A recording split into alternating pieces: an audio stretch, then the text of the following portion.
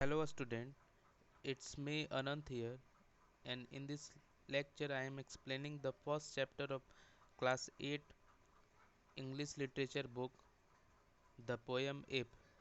This poem is written by one and only the famous author Rudyard Kipling, was an English writer and a poet. He was a very famous poet. Then most of his ideas were from India, और इनके जितने भी सारे works होते हैं वो India से related रहते हैं. He had an extra ordinary way of narrating a story, और ये कुछ बहुत एक सिंपल वे में ये अपनी बातों को कहते हैं अपनी पोएम्स के द्वारा and through the stories. One of his most famous work is the jungle book. The jungle book इनका एक बहुत ही अच्छा बुक है. So come to the poem.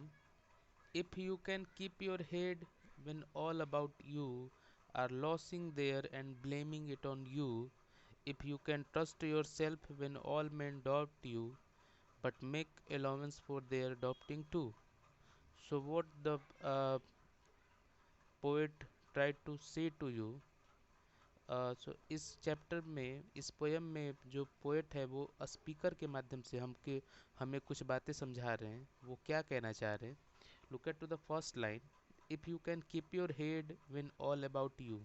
अगर अगर आप अपने हेड को, योर हेड मीन्स टू काम, अपने अपने आप अगर हेड को शांत रखेंगे व्हेन ऑल अबाउट यू, जब चारों तरफ, जब आपके चारों तरफ समाज में are losing their and blaming it और यू, और लॉसिंग देयर यानी कि वो चारों तरफ आपके लोग जो हैं वो आपको ब्लेम कर रहे हैं कि ये जो चीज़ हुआ है वो आपके वजह से हुआ है. And blaming it on you. If you can trust your self when all man doubt you. और जब आप अपने ऊपर ट्रस्ट करेंगे, जब आप अपने ऊपर ट्रस्ट करेंगे, अगर आप अपने ऊपर ट्रस्ट करेंगे when all man doubt you, जब आपके चारों तरफ रहने वाले लोग आप पे शक करेंगे, संदेह करेंगे कि जैसे आपने कोई टारगेट फिक्स किया है कि मैं ये काम कर लूँगा, लेकिन आप वो और आपके चारों तरफ जो लोग हैं वो कहेंगे कि नहीं, ये नहीं कर सकता है, तब आपको अपने माइंड को, अपने हेड को शांत रखना है. So your head. If you can keep your head when all about you. जब अपने हेड को, अपने माइंड को आप शांत रखेंगे, जब चारों तरफ आपके बारे में झूठी खबरें, सभी लोग आपको ब्लेम करेंगे कि ये जो भी चीज़ हुआ है तुम्हारी वजह से हुआ है, तब आपको अपने हेड को शांत रखना है, अपने आप को शांत रखना है. So then you become a kind of a great person in this world. और तभी आप इस संसार में सक्सेसफुल पर्सन कहलाएंगे. Then in the next line. If you can trust yourself when all man doubt you, but make allowance for their doubting too. So next, in the next line, what the poet say through the speaker.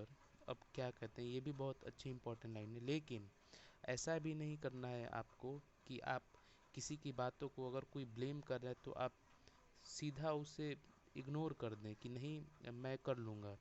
अगर आप एक पैर से लंगड़े हैं तो ऐसा नहीं कि सभी लोग कह रहे हैं कि आप नहीं कर पाएंगे. हाँ, लेकिन अगर आप में वो शक्ति है तो आप कर लेंगे, लेकिन उनके भी उस पॉइंट ऑफ व्यू को आपको माइंड में रखना है, और उसे भी जगह देनी है कि हो सकता है कि वो लोग सही कह रहे हैं कि मैं नहीं चल चल पाऊँगा या फिर मैं नहीं दौड़ पाऊँगा, तो इस बात को ध्यान रखना है.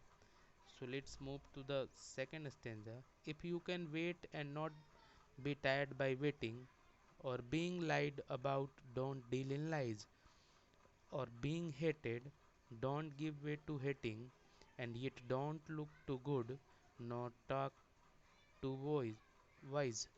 So what the poet say in the second uh, stanza. If you can wait and not be tired by waiting. अगर आप वेट कर रहे हैं, बहुत दिनों से वेट कर रहे हैं, और उस वेटिंग से, उस वेटिंग से आप थके नहीं हैं, और being lied about don't deal lies, यानी कि अगर आप बहुत दिनों से वेट कर रहे हैं तो आप धैर्य रखिए, आपको सफलता ज़रूर मिलेगी, आप उस वेटिंग से आप थकिए नहीं. In the next line. और being lied about don't deal in lies. अगर आपके बारे में बहुत र्यूमर्स अफवाहें फैलाई जा रही हैं चारों तरफ, लेकिन डोंट डील इन लाइज, लेकिन आपको झूठ का साथ कभी नहीं देना है, यानी आपको झूठ कभी नहीं बोलना है। In the third line, it also a very great line said by the poet, और being hated don't give way to hating। अगर आपके बारे में बहुत ज़्यादा नफरत फैलाई जा रही है, फिर भी आपको किसी के लिए भी नफरत नहीं दिखानी है, as said in the line don't give way to hating। लेकिन आपको नफरत किसी के लिए नहीं रखना है अपने अंदर, चाहे कितना कितना भी लोग आपके बारे में हेट नफरत को फैलाए, लेकिन आपको नफरत किसी से भी नहीं करना है। So you can visualise how these lines are very good written। So the next line, and yet don't look too good nor talk too wise। और ऐसा भी नहीं करना है आपको कि आप बहुत ज़्यादा अपने आप को ऊंचा साबित यानी बहुत बड़े बन के दिखाएं सबके सामने, and not talk too wise, और ना ही ज़्यादा आप दिखाएं अपने आप को कि मैं ही सबसे ज़्यादा जानता हूँ, मेरे से ज़्यादा कोई नहीं जान सकता है। So you do not have to do like that in your life. So then if you do like this, these are the precondition ideas suggested by the poet, then you can you definitely succeed in your life। So let's move to the third stanza. If you can dream and not make dream your master, if you can think and not make thoughts your aim, if you can meet with triumph and disaster and treat those two impostors just the same। In the third stanza, first line, what the speaker say to you, if you can dream, अगर आप सपने देखते हैं, and not make dreams your master, तो आप उसे अपने ऊपर हावी ना होने दें। अगर आप सपने देखते हैं, अच्छी बात है, आप ड्रीम्स क्रिएट करते हैं, लेकिन आप उस सपनों को अपने ऊपर हावी ना होने दें अपनी लाइफ में। इफ़ यू कैन थिंक, अगर आप सोचते हैं, not make thoughts your aim, और अगर अगर आप बहुत सोचते हैं सपनों के बारे में, लेकिन उसे कभी भी एम नहीं बना रहे, तो फिर वो वेन है, बेकार है, फिर कोई फ़ायदा नहीं होने वाला है। यानी केवल सोचने से ही काम नहीं चलेगा, आप उसको इम्प्लीमेंट भी करिए अपनी लाइफ में, उसे एम बनाइए कि उस जो मैं सपना देख रहा हूँ कि मुझे I have to be become a doctor, so you have to just implement this thought to your real world, real life. आपको उस थॉट को रियल लाइफ में लाना पड़ेगा। Then in next line, if you can meet with triumph and disaster, और अगर आप इस लाइफ में हैं, अगर आप इस वर्ल्ड में हैं, तो आपको ट्रियम्फ मीन्स विक्ट्री, यानी कि आपको खुशी भी मिलेगी, and disaster you have sadness also, आपको ग्रीफ भी होगा, दुख भी होगा, लेकिन दोनों चीज़ें मिलेंगी इस लाइफ में, इस वर्ल्ड में, लेकिन and treat those two impostor just the same. This two imposter means bad people, a very evil person।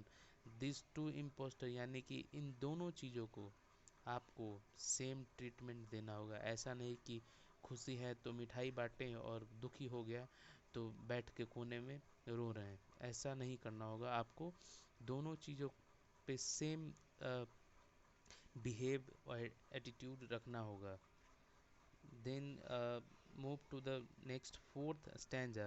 If you can bear to hear the truth you have spoken, twisted by knaves to make a trap for fool, or watch the thing you gave your life to broken, and stoop and build them up with the worn out tools। अब क्या कह रहे हैं fourth stanza में, if you can bear to hear the truth, अगर आप में शक्ति है, जो आप सच्चाई बोल रहे हैं, जो आपने सच्चाई बोला है, या फिर आप में सच्चाई सुनने की शक्ति है, twist, if you can bear to hear the truth you have spoken, अगर जो आपने वर्ड्स बोले हैं उसको सुनने की आप में शक्ति है, यानी कि आप हमेशा सच बोलते हैं, but at the same time you have to be aware that the twisted by names to make a trap for fools, लेकिन आपकी कही हुई बातों को, आपकी सच्चाई बातों को, नेप्स मीन्स कनिंग, धूर्त, नेप्स KNAVES, नेप्स मीन्स धूर्त लोगों के द्वारा, फ्रॉड पीपल के द्वारा, ट्विस्टेड बाय नेप्स, उसे तोड़ मरोड़ के प्रस्तुत किया जाएगा कि आपको वो फंसा सकें, ट्रैप टू अ फूल्स। लेकिन आपको मूर्ख नहीं बनना है, आपने अगर सच्चाई बोली है तो आपको उसी पे फॉर्म रहना पड़ेगा, अटल रहना पड़ेगा। Then you will be become a successful person in your life. So in the next line, और watch the things you gave your life to broken. और कभी कभी ऐसा भी होगा अपनी लाइफ में कि आपने एक चीज़ के लिए पूरा जीवन आपने दे दिया, but you see the thing is broken, और आप खुद अपनी आंखों से देखेंगे उसे टूटते हुए। कभी कभी ऐसा भी होगा कि आप ये सोचेंगे कि मुझे 95% एग्ज़ाम में लाना है इस बार, बट लेकिन रिजल्ट ऐसा होगा कि आप 70% 80% पे रुक जाएंगे। बट लेकिन आपको उस समय क्राई नहीं करना है, मौन विलाप नहीं करना है, बल्कि and stoop and build them up with worn out tools। And stoop means झुकना है, नीचे झुकना है, थोड़े देर के लिए सोचना है, मनन करना है, चिंतन करना है कि आखिर ऐसा क्यों हुआ। एंड बिल्ड देम अप, और फिर से उठ के खड़ा होना है, with the worn out tools, और उसी worn out टूटे हुई टुकड़ों से, जो भी रिमेनिंग पार्ट पिछले स्ट्रगल से जो बचा था, यानी पिछली कोशिश से जो भी चीज़ें आपने हासिल किया है, उसी चीज़ों को फिर से इकट्ठा करके आपको फिर से खड़ा होना है। रोना नहीं है अपनी लाइफ में, फिर से खड़ा होना है, और फिर से आपको 90% उस एग्ज़ाम में क्रैक करके नेक्स्ट बार में दिखाना है। Okay, in the next line, if stanza number 5, if you can make one heap to all your winnings and risk it on the turn of the pitch and toss and loss and start again at your beginning and never breathe a word about your loss। ये भी बहुत important line है, बहुत अच्छी बातें कही गई हैं इस भी लाइन में। अब क्या है वो, if you can make one hip of all your winning, आपने बहुत सारे मुकाम हासिल किए हैं, बहुत सारे विनिंग्स, आपने बहुत सारे चीज़ों में आपने जीत हासिल की है। And risk it on the turn off pitch and toss, और जो कि एक गेम होता है जिसमें सिक्के के पहलू सिक्के को उछाल के टॉस कराया जाता है। और उसमें क्या है कि ये एक पहलू है कि हो सकता है कि आप उस कि इस गेम में आप जीत भी सकते हैं और हार भी सकते हैं, बट लेकिन अपने जो भी आपके विनिंग्स थे, जो भी प्रीवियस पुराने विनिंग्स थे, सबको इकट्ठा करके आपको रिस्क तो लेना ही होगा लाइफ में, ताकि आप, हो सकता है क्योंकि अगर आप रिस्क ही ना लें तो आपको कैसे पता चलेगा कि वो फील्ड में जाना था या फिर वो मुझे उस चीज़ का प्रिपरेशन करना था या ना करना था। So you have to be adventurous, आपको एडवेंचरस बनने की ज़रूरत है, जोखिम भरा कार्य, साहस भरा कार्य करने की ज़रूरत है, ताकि आप कम से कम आगे बढ़ पाएँ अपनी लाइफ में। And loss and start again at your beginning, तो आपको ये भी होगा कि आप उस जो रिस्क आपने लिया था उसमें आपको हार मिलेगी, यानी आप उसमें सफल नहीं होंगे। So then you do not have to cry, आपको रोना नहीं है, चिल्लाना नहीं है बैठ के, but you have to start from the beginning. अब आपको स्टार्ट करना है शुरू से, फिर से वैसे ही फिर से स्टार्ट करना है। And never breathe a word about your loss, और अपनी हार के बारे में कभी भी किसी से कुछ भी शेयर नहीं करना है, किसी को भी नहीं बताना है, without a single word. You do not have to spoke about your loss. So in the next video we will do the remaining part of this chapter. Thank you.